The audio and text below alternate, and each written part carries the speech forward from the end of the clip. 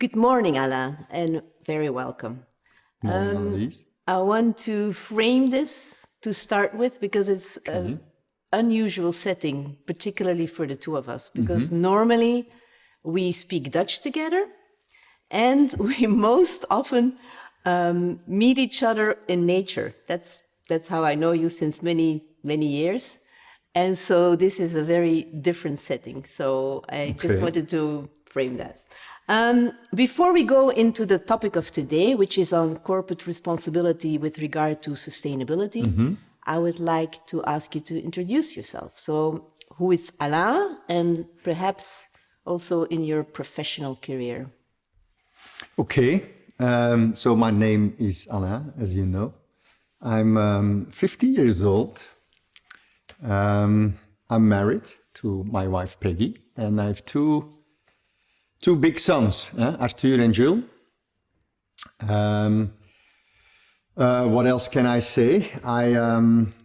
Related to work, I've studied economics in Antwerp University, and then started fairly soon in a consultancy background environment, so PwC, financial audit, systems audit, risk management. But ever since 25 years, I started to work mainly in a setting of the pharmaceutical industry, life sciences, biotech, health industry, let's say. So I've, through the course of my career, worked in the health industry as a consultant, project manager, going from very big organizations to my own small organization back to very big organizations. So main focus is on in the R&D, research and development, and innovation landscape in that industry, which is quite challenging, and that's where I work in professionally mainly. Okay. Yeah. So Alain, the topic of today is corporate responsibility with regards to sustainability, and that's of course a mouthful. Yeah. And we can go about this topic in a very large way or a very small way.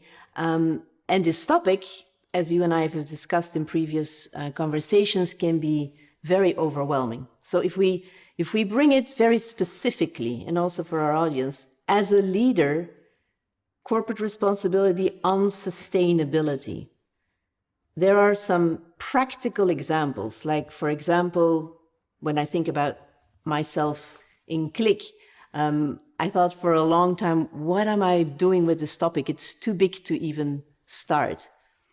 And you may be, I don't know if you're aware of this, but you actually inspired me to start doing some very practical things, like I've installed a bee garden right now, or I put a water faucet with water, purifying water, to try to see as a leader how we can make a change.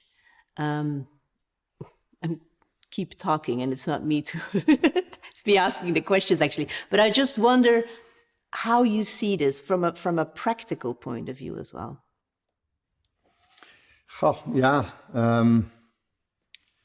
Then we step away a little bit from corporate responsibility to sustainability. It starts, of course, with me and you. I remember I spent some time, where I stepped out almost from my professional activity, at least for part-time, to start experimenting in my own backyard on sustainability, because I've been looking into topics, I've been learning about certain principles, and then I said, okay, let's try it, apply that. So, and I remember 10 years ago, we moved. I bought a bigger piece of land so I can experiment, grow my own vegetables, my own food, installing a kind of an energy cycle with wood that I planted and then harvest, and then a lot of things to experiment based on some trainings and courses I've followed. And from there, you can start to understand what are these principles, specifically in, I think, agriculture, where you see, I suddenly saw a similarity with the innovation landscape that I'm working in the healthcare, you see in agriculture where you go from seeds to little plants to big fruit, to big plants, and to all plant systems. So practically, experiment around your house, thinking about energy use, thinking about the food, where it comes from, how do you produce it, thinking about, okay, what it does with me, my health, and how can I translate that? How can I take that to my work environment? Started with, of course, I have my own company, a management company, working either with partners in a company, a small consultancy company, where I started 15 years ago, and then moved again with the team to a bigger organization, and now even in a much bigger organization. Try to see how much of that learnings can I apply there as well. How many people do I find that important? How can I weigh on the agenda of a leadership team to say, okay, let's organize it in our organization, and let's apply that, let's educate even, and let's prioritize that into our business. What I've learned there, that it was much easier to do that in your backyard, because I'm the owner, I decide on the leading principles, and I decide how much investment I do in that. So, but of course the impact is smaller. Well, the impact might be big for me and my family, although you can imagine with growing teenagers, they were not necessarily happy to eat the food from the garden. But anyway, apart from that, it started already becoming more difficult when I applied that to my own smaller company, because then I had a few partners and I had some people in the team, and okay, then it was, okay, we can already decide, let's just, if we invest in a car for transportation, let's just buy a hybrid car, and let's just stick to that. And we do that, and okay, that was, I think, 10 years ago. So now this is becoming policy in big companies. But back then they were looking at me, why is this needed? It's a much nicer car and a cheaper lease contract if I go with that car. Small examples. Also what I think is important, the priority to education and to learn about not just leadership, but also on sustainability and social impact and ecological impact. So I also try to bring that to the team. So the awareness creation. Creation, but also there, again, every person decides what is important for me, how does it resonate with my leadership or not, how does it confront me or not. And then if I take that to a bigger organization, then I move the team to a bigger organization, like a medium-sized company. There again, I see, okay, both the ownership, deciding on the leading principles, as well as the reward that comes from it, the return on investment, that changes.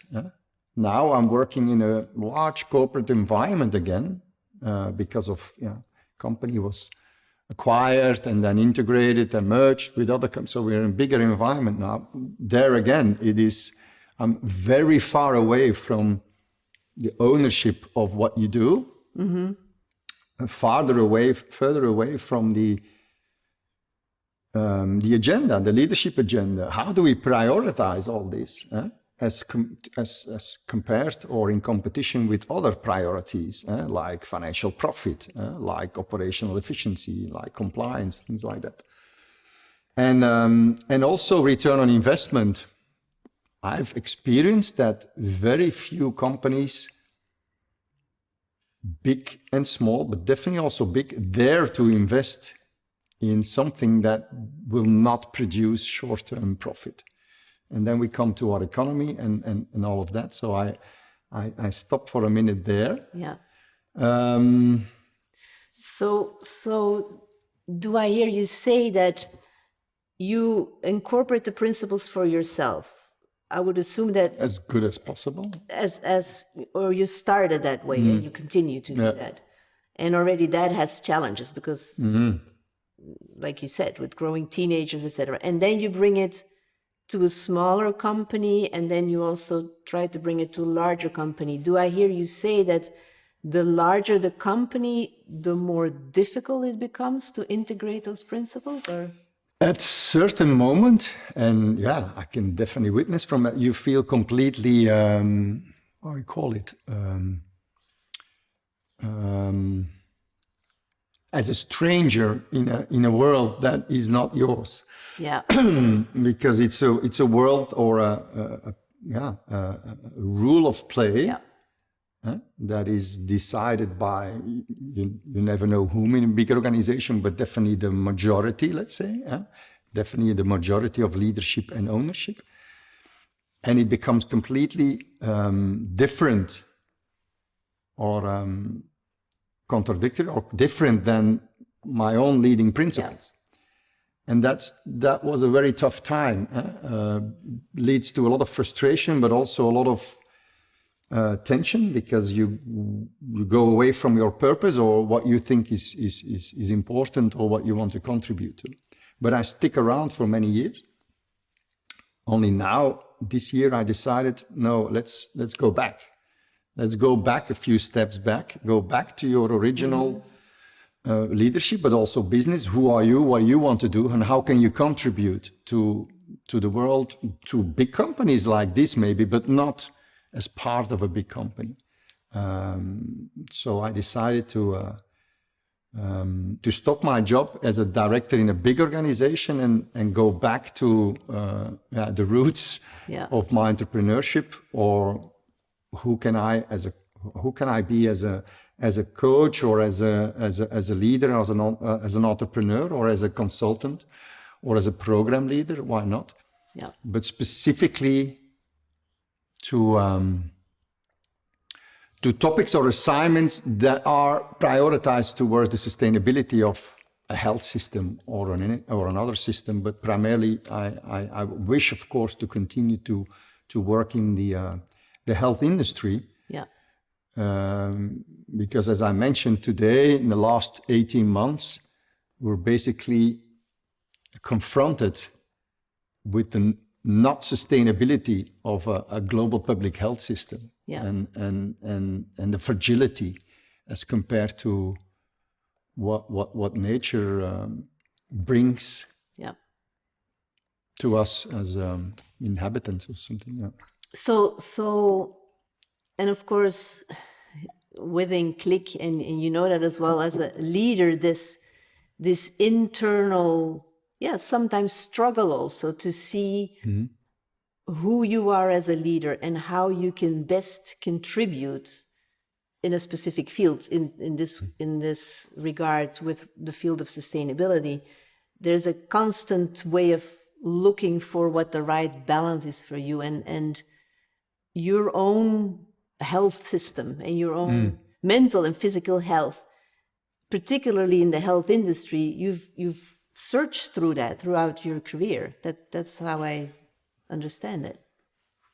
Yeah. First of all, your question on the balance between sustainability and the rest, I think it's my personal opinion. Now is the time to no longer find a balance, but for businesses and our economy to prioritize sustainability, to say it comes on top of the agenda, the rest is less important. And then an economy will change.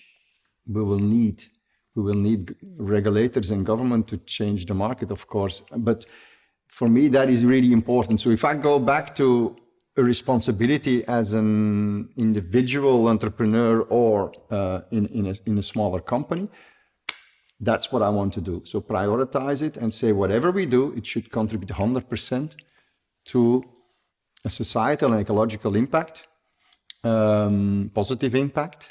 Otherwise, I know I'm gonna be frustrated and I get ill or sick or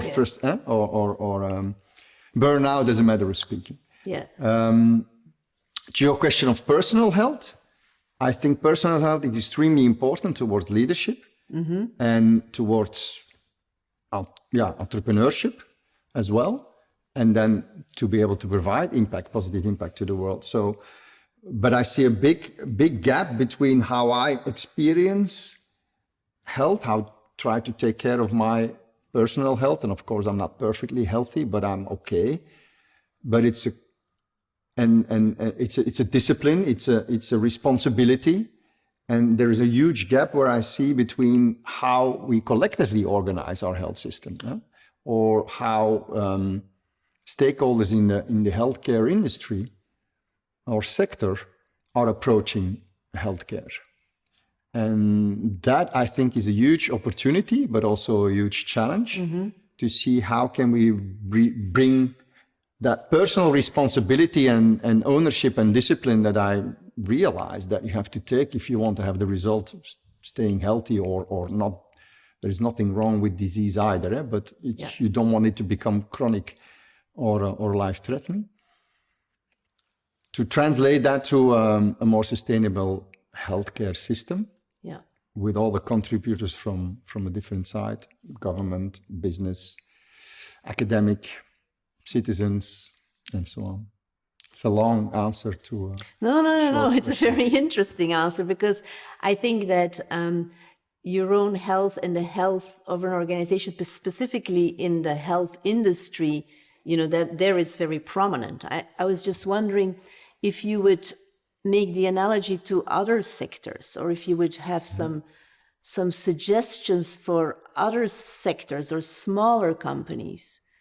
Would it be that at a minimum people prioritize it by putting it on the vision or the mission of the company, not just something that they put away in the annual report or that they bring it at the forefront? And how could they do that?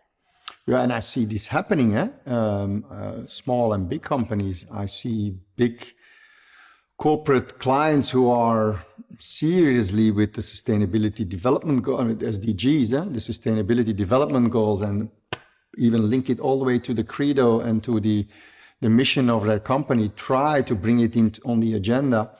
On the other hand, and that's where, if this table is our play field in our economy, we play a board game, and we play a board game which is our current economy, our global economy of today, which we play with respecting certain rules of the game. And whatever I try to come here and say, yes, but now sustainability is my priority, the game board will decide you play the game. If it's Monopoly we play, I will have to make sure I'm the first to buy these houses there and there. Otherwise, I lose the game. And that's where I see the big contrast of conflict is, whether that's you personal in your business, it's the reward, or can I do it, and am I rewarded to do it? Yeah. If we don't adapt that, it will be your personal investment. It can be your personal choice to say, yes, I can. It will be personal choice to say, yes, I will invest. But you also have to find a way to the market to collectively benefit from those efforts. And I see and also experience myself that there is a big challenge still, because the board game, the rules of the board game are not necessarily changed to accommodate, even if you put it on top of your agenda as a small or a big company. So and that will hopefully and rightfully change over time, but we'll have to change the rules of the board game. And I think it starts also with the awareness of the limitations of the rules of the board game, and yet not be discouraged by it. Would you agree with that, or is that a too optimistic viewpoint on my side? No, I think it's good to always have at least that optimistic view on it, because I also trust that collectively we'll make it work. I also feel it's not sure whether we will be fast enough to do it. And then if I think about, I told you my background is in economy or in economics, and I also know how you can design. Economics models or systems are designed by certain examples or leading principles of the past, and then everybody follows that for a long time, and we've been following that for many times now, for decades. So, and in the background there are other economic experts who say let's try these models and change these models a little bit. these days, 10 decades ago, it was the principles of the cradle to cradle and the circular economy. Now it's a lot about the donut economy. And these are models, principles that come to the table and say, let's try to adapt the rules of the game a little bit. Huh? Yeah. And they gradually win in interest, but they are not dominantly available on the market yet. Huh? Hopefully they will. Huh? Okay. But they're not necessarily embraced by the current board game. Yet. Yes. And so again, when you think about leadership, bringing those leadership principles and being true to your own principles in a smaller environment or a smaller company, and in a larger company, it becomes more and more difficult because these rules are playing more. I mean, it's like the example you gave me in another setting of the bio farmer who was a bit outside and is now part of the normal market, and more and more some of the principles by initiatives of individuals start to change the system also from within. And as you say, at the same time, you need larger changes and more collective change, and those merging. It's a good example what you mentioned of the. I also read an article this weekend in the newspaper saying, thanks to or because of the COVID lockdown situation, the turnover of the local farmers, who produce directly to consumer, the korte keten in Dutch, I don't know what it is in the short cycle, economic cycle, local economy, tripled over the last year, because that was just a natural thing to do, to go for a more local economy in times where you don't want to go in big supermarkets, but also where maybe logistics are not necessarily bringing us what we want from the outside. So that's an example where crises like now are also bringing an opportunity almost organically or drastically, but to win progress there.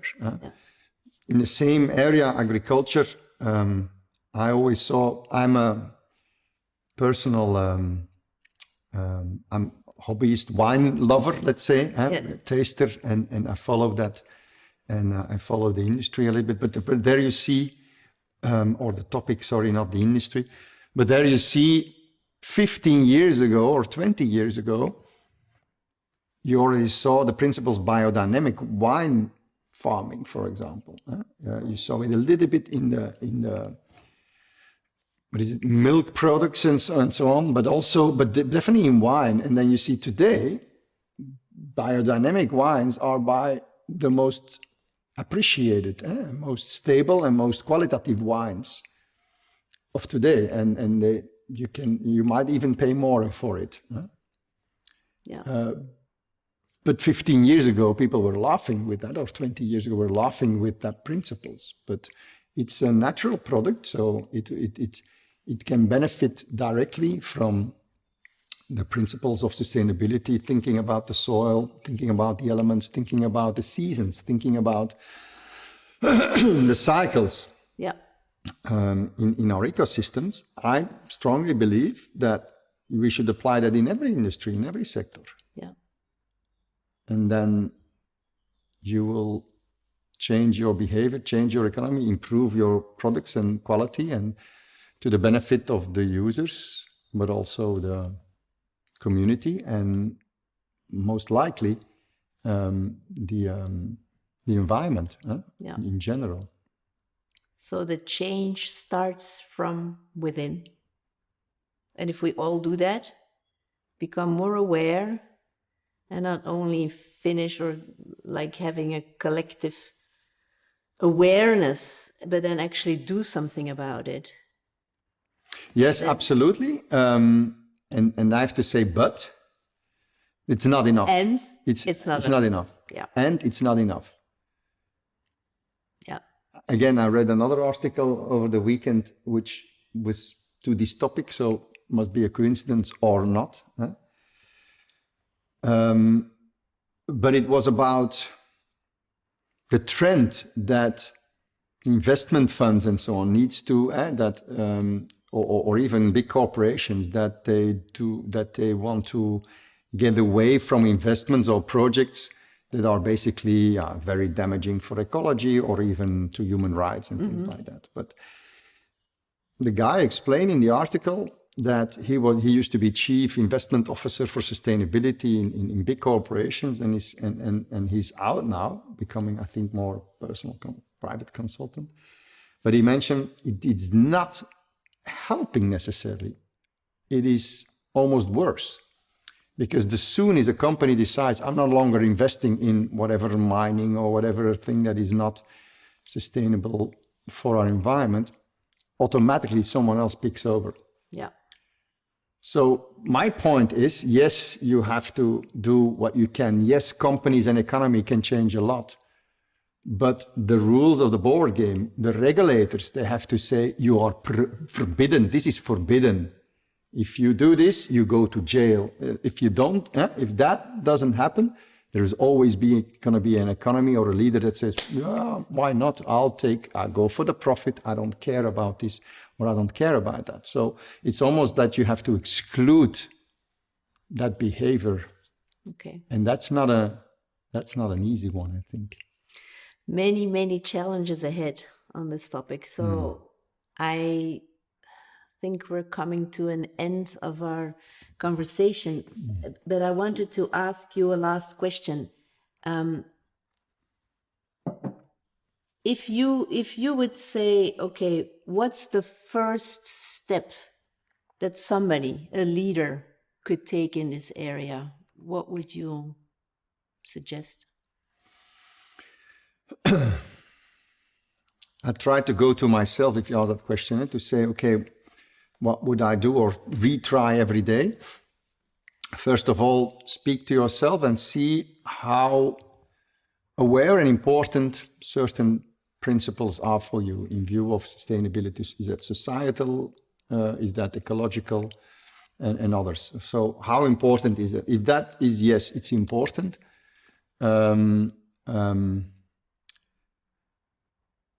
Try to prioritize it on your agenda, whether you're a small or a long or a big business. Try to prioritize it and say, let's make that my business, my core business. And then bring that purpose and passion, bring that to your colleagues, your partners, your clients. Start a conversation, bring the awareness, bring the excitement, bring the recognition, and start experimenting. Start to set up certain projects, try out something. You might find partners or even investors, even public investors, to help with a certain initiative. Can be small or bigger later. And then, so involve your stakeholders, immediate stakeholders, and then do something, learn from the results and the benefits, and try to iterate and make that bigger and bigger, including what are the business models, what are the tweaking of the freedom to operate, the regulations or the... So start with something, start from within, and then it's like a spiraling up. Yeah, prioritize and experiment, learn from it and scale it. But don't do that alone. Yeah. Do that with the first people that are in your first circle, which includes first clients or partners or team members. Yeah. But make sure that they can connect to the same importance and purpose. Otherwise, you start fighting in your project after a while. And that happens a lot as well. So you want to avoid that, preferably. Thank you. That's very much what I think of. Thank you. Thank you really for your inspiration. You're welcome. On this topic. I know we could Thanks for having me here. Hours about this because there's so much to say about this topic, but I've always been inspired by your own leadership in this and that it starts from within. And I think I think you're a very good example of that. So thank you. Thank you, Anneliese.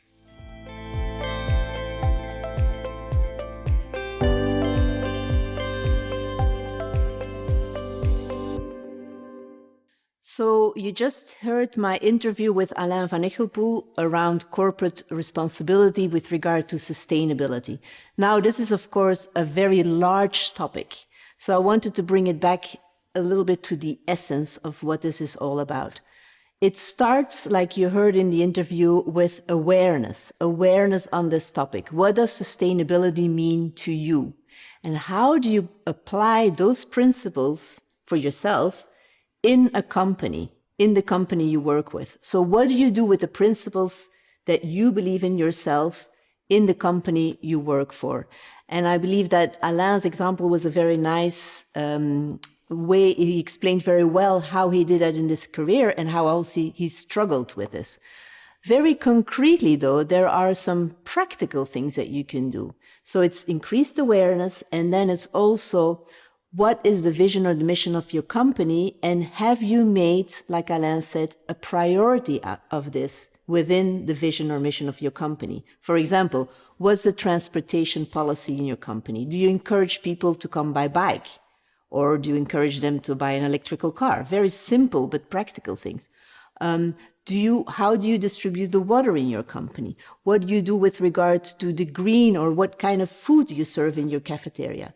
There's a lot more than you can do on a very practical level than you may think about. But most of all, I think it's very important that the awareness is increased on this topic and that you start to prioritize it, because particularly in an after or during a pandemic that's still going on, this health system of our corporations is also at stake. Thank you for listening to the Q's of Qlick. We hope that we have inspired you and that you have learned things that you can use in your daily life. Please spread the word, subscribe to our YouTube channel, and follow us on social media.